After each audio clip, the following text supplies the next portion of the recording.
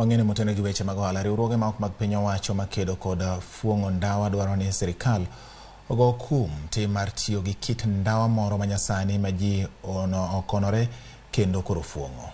Jotend riwruogego noloso kinde romo manobagi e boma Nairobi kama ne gilieko yore ma kembe mag ndawa osebedo ka tiyogo e uso ndawa ma ok opwodhi e thur ka. Gikwayo piny owacho mondo mi odonjre e wachno mondo okonygi e chopo okenge ma giseketo moriwo rito chike mag uso ndawa, chiwo puonj mag midhiero ma ndawa kelo kod keto jogo mawinjore ofuong' ndawa e kind weche mamoko.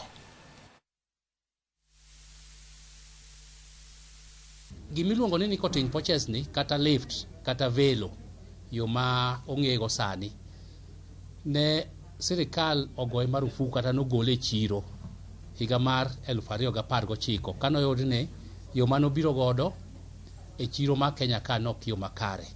Osechopo kama koro nyaka wang'e ni ndawa ok konywa, ndawa hinyowa kendo warang gik ma wanyalo puro kaka gwenge mamoko ma timo ohala kendo puro gik ma nyalo konyogi. The main objective of the project has been to expose and counter tobacco industry tactics to circumvent a current nicotine pouch product ban. We call upon the government of Kenya to implement strict regulation on the advertising, promotion and sponsorship of oral nicotine pouches.